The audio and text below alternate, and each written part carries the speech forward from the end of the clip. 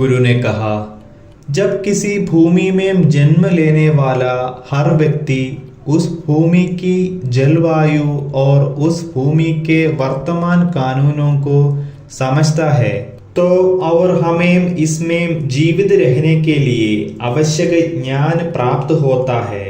साथ ही इसके लिए आवश्यक भोजन, समझ और पहनावा भी शामिल है। इसी तरह हम आध्यात्मिकता में आगे बढ़ने का है। लेकिन आध्यात्मिकता में सबसे पहले व्यक्ति को वर्तमान कानूनों या मौसम को नहीं बल्कि आत्मबोध को समझना होगा। भीतर से आत्मबोध को खोजने और अपने आंतरिक आत्मा के साथ विलय करने के बाद आंतरिक आत्मा जो कुछ भी अनुभव के रूप में देती है, हमें उस बोध की पुष्टि करनी चाहिए और उस गति के अनुसार चलना चाहिए यदि हम इस दुनिया में अपने ओर बढ़ना चाहते हैं। तब एक बात बिल्कुल स्पष्ट हो जाती है कि अगर हमें कोई बीमारी है तो हम उसे ठीक भी कर लेंगे। यदि किसी पहाड़ या ऊंचाई पर चढ़ते समय हमें चक्कर आता है तो हम निश्चित रूप से इसे बदल रहे हैं और इस प्रकार हम उन सभी कमियों को ठीक कर रहे हैं जिनके साथ हम पैदा हुए हैं। इसी प्रकार यदि जन्म के समय मौजूद वासनाएं उसी तरह से कार्य करती है और अगर कोई इसे और विकसित करने की कोशिश करता है तो उसे यह समझना चाहिए कि जिसमें हम पुनर्जन्म का कारण बनने के लिए वासनाओं को बढ़ाने के बिंदु तक गिर जाते हैं, या दूसरे शब्दों में हम पतन को जीवन में बदल देते हैं।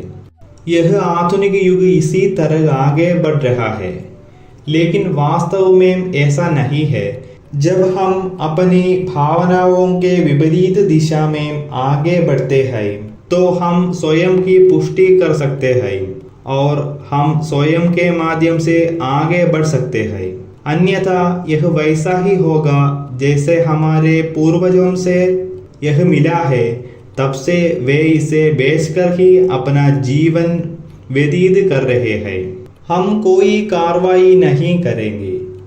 इसी प्रकार एक बात समझ लें कि हम जिस वासना के साथ पैदा हुए हैं उसके अनुसार हमें नहीं जीना चाहिए, बल्कि वासना की विपरीत दिशा में चलना चाहिए और उसमें हमारा कर्म निहित है।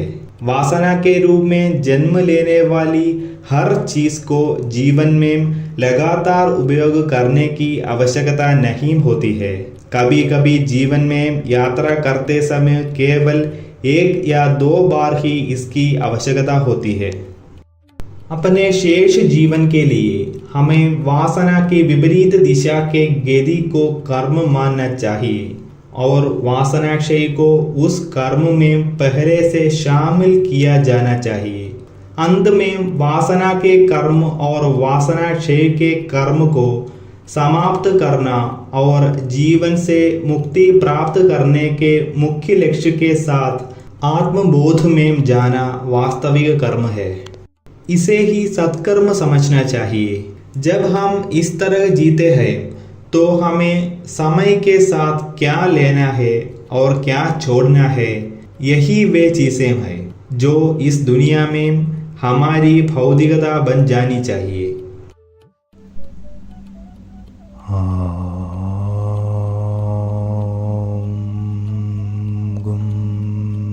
गुरुभ्यो